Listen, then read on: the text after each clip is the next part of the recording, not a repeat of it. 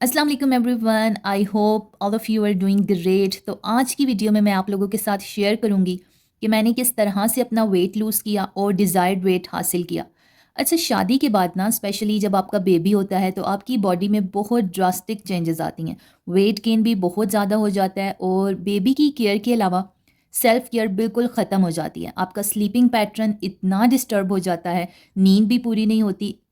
आप क्या कंज़्यूम कर रहे हो, आप क्या नहीं कंज़्यूम कर रहे हो, किन चीज़ों की आपकी बॉडी को बहुत ज़्यादा रिक्वायरमेंट है, आपको कुछ समझ नहीं आ रही होती। फिर जब थोड़ा टाइम गुज़रता है ना और सब चीज़ों से हट कर जब अपने ऊपर थोड़ा फ़ोकस करते हैं हम, तो पता चलता है कि यार पहले मैं क्या थी और अब क्या हो गई हूँ। सेम इसी फ़ेज़ से मैं भी गुज़री हूँ। एक टाइम आया जब खुद पे फ़ोकस किया तो आई रियलाइज़्ड कि नहीं, बस बहुत हो गया। अब एक रूटीन पे आना है और एक रूटीन सेट करनी है। एज़ यू नो कि हमारी लाइफ में ना हर चीज़ के लिए ना हमने कुछ गोल सेट करने होते हैं। आप अगर स्टडीज़ कर रहे हैं तो आपका कोई गोल होगा कि आपने क्या अचीव करना है, ठीक है? आप अगर स्किन केयर कर रहे हैं, आपकी स्किन पे बहुत एक्नी हो गई है, तो आपका एक गोल होगा कि मैंने ये प्रोडक्ट्स इतने अरसे तक यूज़ करके अपनी स्किन का ख्याल रखना है और अपना डिज़ायर्ड गोल अचीव करना है। इसी तरह हेल्थ और फिटनेस से रिलेटेड भी एक गोल सेट कर लें कि मुझे कितने टाइम में ये गोल अचीव करना है, ताकि हम अपना डिज़ायर्ड वेट जो है ना उस पे आ जाएँ। एक फ़ेज़ आता है लाइफ में जब खाने के ऊपर ना हमारा बड़ा ही फ़ोकस हो जाता है। हमें नहीं पता चल रहा होता किस टाइम हमने कितना खाना है, क्या खाना है, और यही सेम मेरे भी इश्यूज़ थे। हर एक के सेम इश्यूज़ होते हैं और इसी वजह से ना मेरा वेट बहुत ज़्यादा हो गया था। मैं बहुत मोटी हो गई थी और मेरा वेट 78 केजीज़ हो गया था, जो मेरा लाइफ में कभी नहीं हुआ था। और मुझे इतनी शर्मिंदगी होती थी ना। और जब मैं अपनी पहले वाली पिक्चर्स देखती थी व्हेन आई वाज़ स्लिम और मेरा वेट था अराउंड 62 केजीज़ था। बस फिर उसको देख के ना आप कम बिल्कुल ही ना, मतलब आप डिप्रेशन में चले जाते हो। तो उसके बाद ना मैंने रिसर्च करना शुरू कर दी। मतलब किस तरीके से मैंने अपना वेट जो है ना इसको बस जल्दी-जल्दी उतार दूँ। क्योंकि 78 केजीज़ पे मुझे बहुत बुरा फ़ील होता था। और फिर मैंने तकरीबन 2-3 हफ़्ते मैं रिसर्च करती रही। फिर मैंने कुछ वीडियोज़ देखी इंटरमिटेंट फ़ास्टिंग से रिलेटेड, जो कि मेरे लिए एक बहुत ही न्यू कॉन्सेप्ट था, लेकिन मैंने इसके बारे में सुना हुआ था। और ये भी सुना हुआ था कि फ़ास्टिंग के बहुत ज़्यादा बेनिफिट्स होते हैं। तो फिर मैंने इंटरमिटेंट फ़ास्टिंग के बारे में जो है ना वो रिसर्च करना शुरू कर दी। इसके ऊपर काफ़ी टाइम लगाया, तकरीबन 100-200 वीडियोज़ तो मैं बैठ के रोज़ देख लेती थी, बहुत लोगों की। अच्छा, इंटरमिटेंट फास्टिंग से पहले भी मैंने अपना वेट लॉस जर्नी स्टार्ट किया था, बट वो थोड़े स्लो प्रोसेस पे था। तो वेट लॉस हुआ था बट फिर स्टक हो गया था।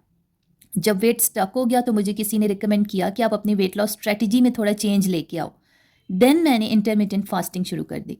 क्योंकि जब आपका वेट स्टक हो जाता है ना, तो आपको कहीं न कहीं कुछ ना कुछ अपनी वेट लॉस की जो स्ट्रैटेजी है ना उसमें चेंजिंग्स करनी पड़ती हैं, देन ही अगेन वो वेट लॉस होता है। तो फिर मैंने ये डिसाइड किया कि ये तो जब मैंने सारी रिसर्च के बाद देखा कि इंटरमिटेंट फास्टिंग क्या है, क्या नहीं, देन आई हैव डिसाइडेड कि ये एक वे ऑफ लाइफ है जो कि बहुत ही ज़बरदस्त है। और इसके इतने बेनिफिट्स हैं जो कि मैं एंड में इसके बेनिफिट्स आप लोगों के साथ शेयर करूँगी। मैंने सोचा कि मेरा लाइफ़स्टाइल जो है वो ऑलरेडी कुछ इस तरह का है कि मैं लेट सोती हूँ, लेट उठती हूँ और ऑलरेडी उठते-उठते 11 तो बज ही जाते हैं। तो फिर मेरे लिए 12 बजे या 1 बजे खाना कोई मसला नहीं था। मतलब ब्रेकफ़ास्ट मैं बहुत आराम से स्किप कर सकती थी। अब आपको ये क्लियर कर दूँ कि इसमें करना क्या होता है। सबसे पहले ये कि आपको 16 घंटे अपना पेट खाली रखना है, यानी रोज़ा रख लेना है। सिर्फ़ 8 घंटे हैं जिसमें आप खाना खा सकते हैं, यानी दोपहर 12 बजे तक की विंडो आप रख लें, ठीक है? अब 16 घंटे से ज़्यादा अपने आप को भूखा रखना चाहते हैं तो वो आपकी मर्ज़ी है। आप सिर्फ़ और सिर्फ़ 2 मील्स खा सकते हैं, यानी कि ब्रेकफ़ास्ट नहीं ले सकते। लंच या डिनर कर लें आप, या ब्रेकफ़ास्ट या लंच ले सकते हैं, और 1200 से 1500 कैलोरीज़ के ऊपर आपने बिल्कुल भी नहीं खा सकते, ठीक है? और कैलोरीज़ बहुत ईज़ी तरीके से काउंट करते हैं। मैंने अपनी पहली वेट लॉस जर्नी में आपसे शेयर किया था, तो आप ऐप्स यूज़ कर सकते हैं कैलोरीज़ काउंट करने के लिए। और दोनों मील्स के दरमियान बिल्कुल कोई मंचिंग नहीं करनी। तो फिर मैंने 3 रूल्स बनाए। सबसे पहले कि ब्रेकफ़ास्ट जो है वो मैंने 12 बजे करना है, जो कि इंटरमिटेंट फ़ास्टिंग का रूल है। इसके अंदर ये है कि आपने 12 बजे के बाद खाना है और 8 या 7 बजे से पहले-पहले तक खाना है, ठीक है? रात के 7-8 बजे से पहले-पहले खाना है और दिन को पहला मील जो है आपने 12 बजे लेना है। तो ये ब्रेकफ़ास्ट आइडियाज़ भी आप डिफ़रेंट देख सकते हैं। उनको थोड़ा बहुत चेंज करके मैं खाती रहती थी। कभी ऑमलेट और चाय बना ली, इसके साथ सेब ले लिया।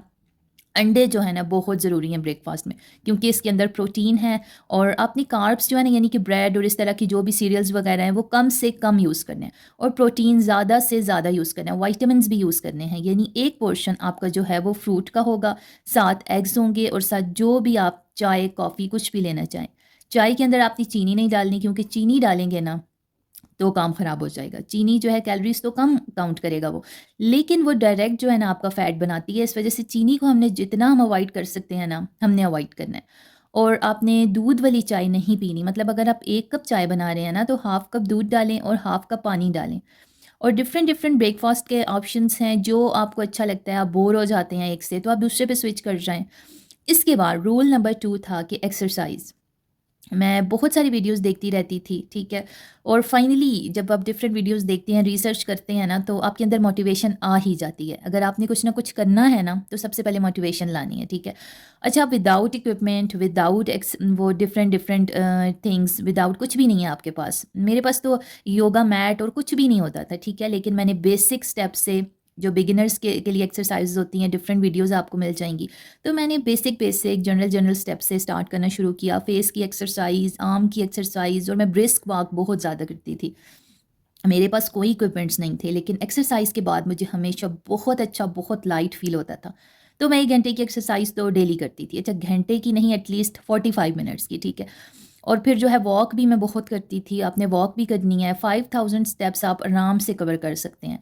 तो एक मोटिवेशन आपको तब मिलती है ना, जब आप वेइंग स्केल पे खड़े होते हैं, आपका वेट जब गिर रहा होता है ना, तो बहुत ज़्यादा ना आपके दिल को सुकून पहुँच रहा होता है। जितनी आप मेहनत कर रहे होते हैं ना, आपका वेट भी कम हो रहा होता है। अच्छा, रूल नंबर 3 मेरा ये था कि जो सेकंड मील है, यानी कि एक दिन के अंदर आपने सिर्फ 2 मील लेने हैं। तो जो सेकंड मील है ना, वो आपका जो दिल करता है आपने वो खाना है। मतलब ये नहीं कि आपने जंक फूड और फास्ट फूड खाना है। मतलब रोटी में ना, जो लोग कहते हैं हाफ़ रोटी खानी है, हाफ़ ये हाफ़ वो, कुछ भी ऐसा नहीं करना, ठीक है? बस आपने 2 मील अच्छे तरीके से प्रॉपर लेने हैं। सेकंड मील में आपका जो दिल चाहे आपने लेना है। एक पूरी रोटी खाएँ, हाफ़ रोटी आपने बिल्कुल नहीं खानी, पूरी रोटी खाएँ। जो भी सालन आपके घर में बना है, कुछ भी बना है, आप खा सकते हैं। आप चावल भी खा सकते हैं, ये नहीं कि आपने रात को फिर डेली चावल ही खाने हैं। लाइक 1-2 दिन बाद आप चावल ले सकते हैं। चावल कुछ भी नहीं कहते आपको, ठीक है? सेम अमाउंट ऑफ कैलोरीज़ हैं, सेम अमाउंट ऑफ कार्ब्स हैं, रोटी, चावल में सब कुछ सेम है। तो आप चावल भी ले सकते हैं। आपने कोशिश करनी है कि चावल खाली नहीं खाने, साथ आपने प्रोटीन का पोर्शन लाइक चिकन या फ़िश वगैरह को ज़रूर ऐड करना है, क्योंकि वो प्रोटीन होता है, इसको ज़रूर ऐड करना है। साथ आप रायता ले लें, सैलेड भी ऐड कर सकते हैं आप। और इसी तरह अल्टरनेट डेज़ पे जो भी आपके घर बना होगा, आपने डिनर में वही लेना है। कोई स्पेशल मील नहीं है, बस कोशिश करनी है कि कार्ब्स कम खाएँ, प्रोटीन ज़्यादा लें। और फ़ैट जो है ना, फ़ैट बहुत अच्छा है आपकी बॉडी के लिए, ये अपने माइंड में बिठा लें। क्योंकि जब आप प्रॉपर फ़ैट्स छोड़ देते हैं ना, तो आपकी स्किन ख़राब हो जाती है, ठीक है? ये मेरा पर्सनल एक्सपीरियंस है। आपकी स्किन एज करना शुरू कर जाती है, आपको घुटनों के मसले और बहुत सारे मसले हो जाते हैं। इसके अलावा चाय वगैरह जो है वो आपने सिर्फ मील्स के साथ यूज़ कर सकते हैं विदाउट शुगर। और जब मेरा वेट गिरना शुरू हुआ ना, तो मुझे इतनी खुशी थी कि मैं आप लोगों को बता नहीं सकती। मतलब मुझे लग रहा था कि यार बस सब कुछ अचीव हो गया है लाइफ में, ठीक है?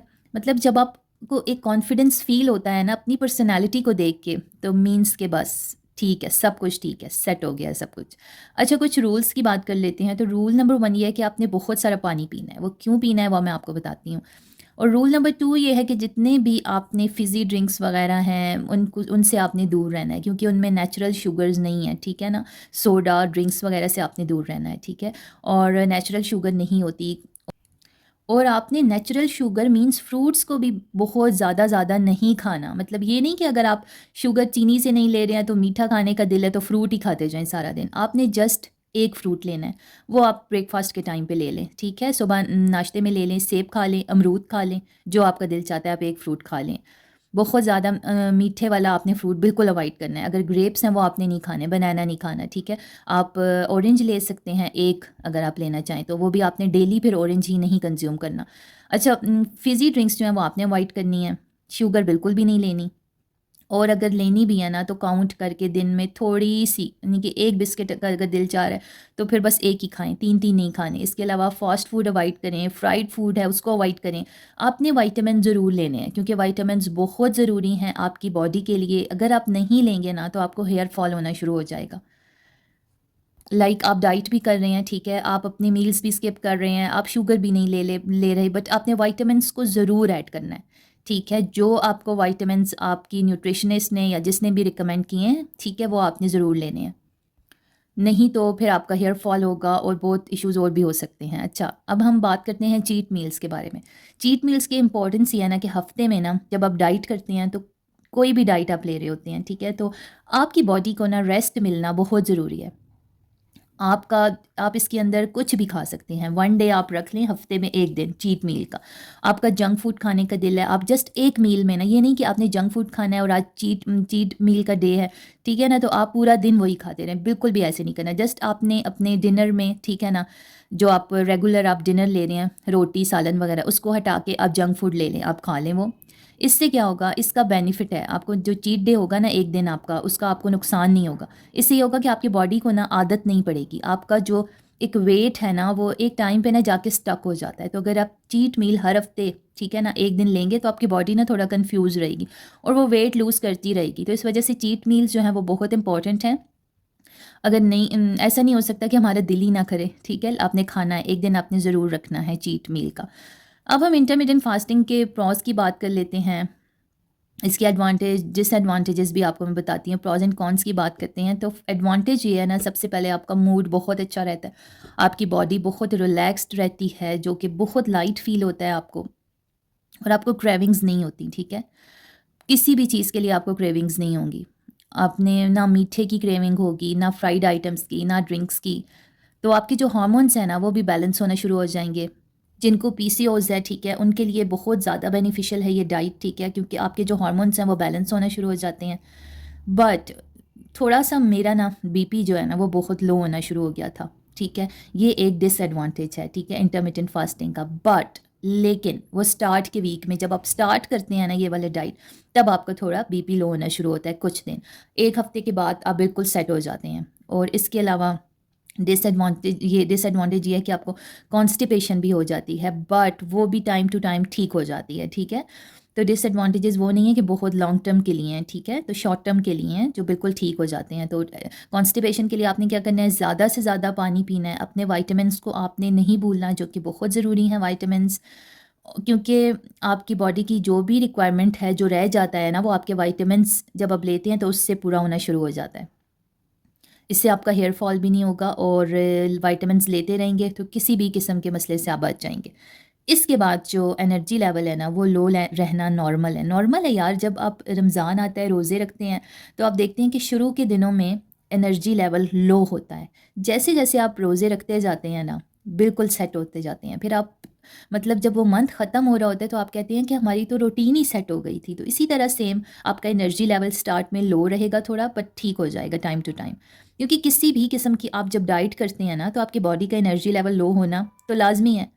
तो ये था मेरा वेट लॉस जर्नी। अब मैं कोई डाइटिशियन नहीं हूँ, मतलब कि आपको जो बात मैं कह रही हूँ आप उसी तरह करें, बिल्कुल करें, बट साथ साथ आप ये भी देखें कि आपकी बॉडी को और आपकी लाइफस्टाइल को क्या चीज़ सूट कर रही है, क्या नहीं कर रही, ठीक है। अगर आपको ऑलरेडी बहुत कॉम्प्लिकेशंस हैं, बहुत कुछ आप फेस कर रहे हैं, तो फिर कुछ भी इस तरह की डाइट वगैरह ट्राई करने से पहले ज़रूर सोच समझ लें, ठीक है। तो मुझे अल्हम्दुलिल्लाह कोई पीसीओज या किसी तरह का कोई इशू नहीं है, कोई मसला नहीं है, तो मुझे तो बहुत सूट की इंटरमिटेंट फास्टिंग। तो उम्मीद करती हूँ कि आपको आज की वीडियो थोड़ी इन्फॉर्मेटिव लगी होगी, आपने कुछ सीखा होगा। तो अगर आप भी अपने वेट लॉस जर्नी की तरफ जाना चाहते हैं तो ज़रूर ट्राई कीजिएगा इंटरमिटेंट फास्टिंग को, और भी कोई आपके माइंड में क्वेश्चन है तो आप पूछ सकते हैं। सो वीडियो को एंड तक देखने का शुक्रिया। Thank you so much. अल्लाह हाफिज़।